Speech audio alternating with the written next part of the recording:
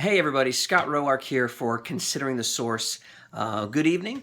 So this is just a spur of the moment little video. So today on Facebook, a friend of mine reached out to me and said, hey, what was the inspiration or how did the whole year of completion thing come to be? I'm really kind of thinking of doing it myself.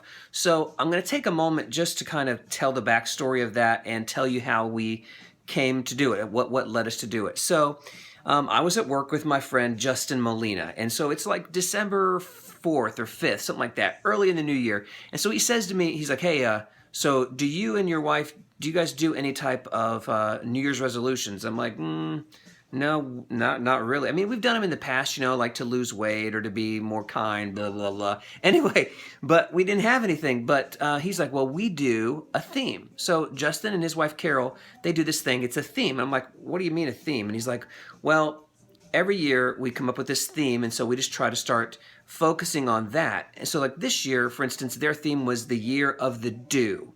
So what they're going to try to do is they want to be more, what's the word I'm looking for? They want to be more intentional about doing things, about trying new things, going new places, stuff like that. So I'm like, well, that's pretty good. So I just sat there at work trying to think, well, what kind of things could I come up with? And so my wife and I, we basically compiled a list of like some different themes that we could come up with. And so I think it was like the year of organization, the year of service, the year of da-da-da-da.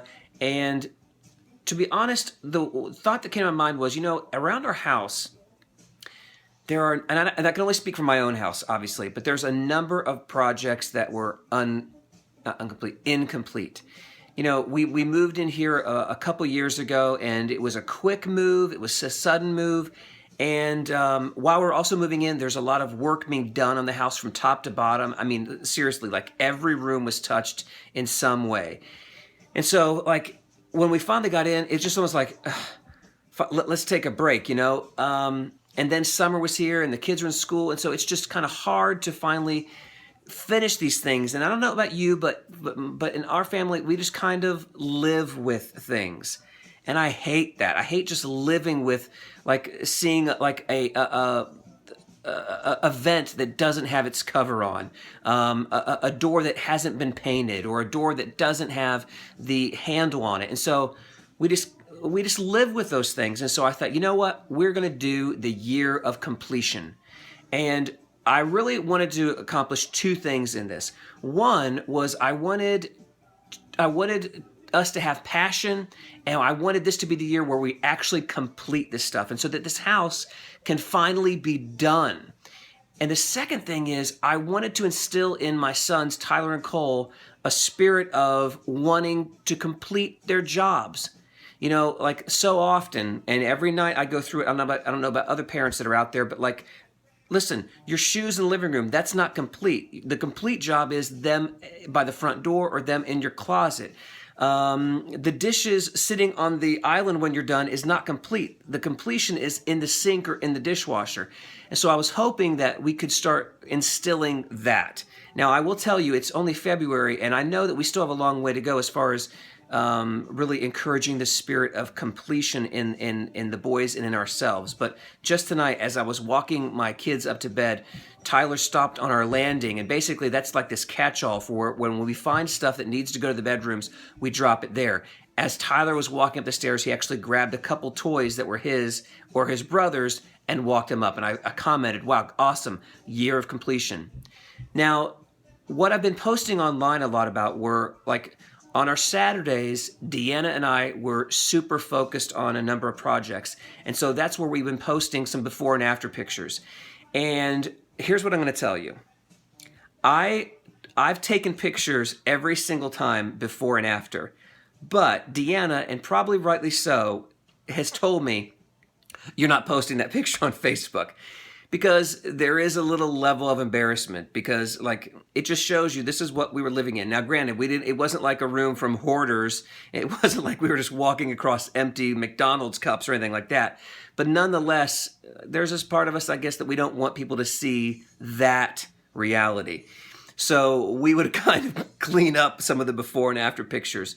And it's been really, really powerful for me. I mean, Deanna and I would spend Saturdays, and it would just be so so rewarding to be able to be at the end of the day, and we're tired, man, but the room is looking good. So for instance, I'm in our office right now, and this whole room was crazy. It was crazy how this room looked. But now here, and granted, I don't really like that is there on the floor, but this room has been all cleared out. I can use this now for my podcasts. I can use this for work.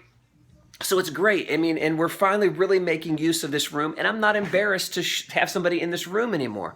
And the same goes for this closet here. This closet was absolutely a catch-all. And so Deanna and I took a day, we cleared everything out, and then we went out to Lowe's or Home Depot, and we bought these shelves. And so now we're organizing everything. Is it still perfect? No, but it's a far stretch from where it was. And that's just the beginning. So someone else asked me, like, well, how did you do it? Did you just kind of like wake up on a Saturday and decide we're going to do this? Not exactly. What I'm going to show you here is the actual list. So as you can see here, what I basically started doing was I just sat down and I said, all right, let's just start looking at stuff. So there were a number of doors, for instance, that needed to be painted. I'll show you the truth right now. You see this door right here to the outside? It's good. Right here, it's unpainted. So that's what I mean, year of completion. So that is on here. The office closet door needs to be painted. We had a hall closet that really desperately needed to be cleaned out. And so what I tried to do as I looked at this list was I tried to think to myself, okay, I want to attack this in an organized way. And so I'm letting you know right now, the first job was the most important because I needed it to be not a simple job that could take an hour or two, but I needed it to be like a few hours. I needed it because only then am I going to really see the benefit of it. And so that room was this office. And I can't tell you how rewarding it was. The next week, I believe we did Deanna's salon. That was really meaningful to her because for a long time she had felt some embarrassment by having to bring clients down there and see that. So we spent the day cleaning it out, and let me tell you, that looks fantastic. Then we just did some simple jobs like a closet here or there. And then this past Saturday, I was super busy, so all I did was my coffee station and the liquor cabinet, just kind of clearing that out and having that finally look good. But I'm going to tell you right now that this main floor of the house really is in the way that we'd want. I mean, we did the laundry one day when Deanna was away. And here's a tip for you guys. If you're going to do this, it's probably best to have your wife there with you because this little basket of towels that you think, oh, that can be thrown away, and you throw it away, and then she comes home and goes, where's that thing? I always use that. You don't want to have a fight over this stuff, so I really highly recommend that you just kind of wait until they're there so they can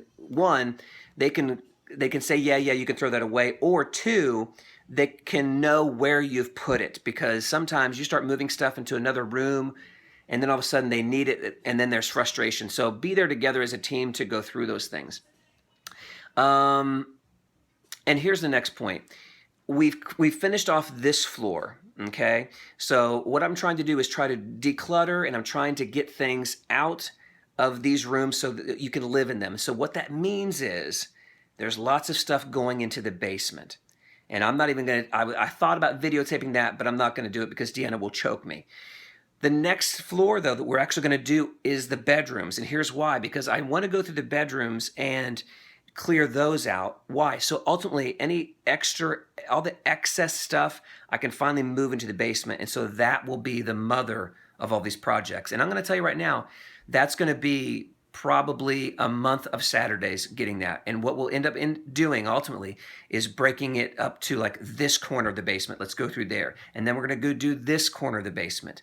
I foresee, I'm not kidding, I foresee in my future one of those large green waste management bags that are out front, and we're going to be filling it up with trash. Because once that's done, then there's the garage. And I don't know if we'll be done with all this stuff by the summer, but here is what I do know.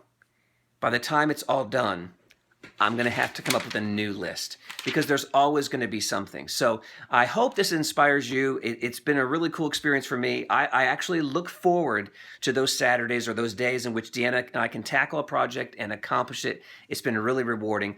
I highly recommend that you do that or something like it. If it's not going to be the year of completion for you, do something that's inspirational to you and to your kids, your spouse, your family, your friends. Do something inspirational. Something that's going to make a difference, make you happy. That's the kind of stuff I'm talking about. So anyway, thank you guys for listening. And remember, everyone has a story.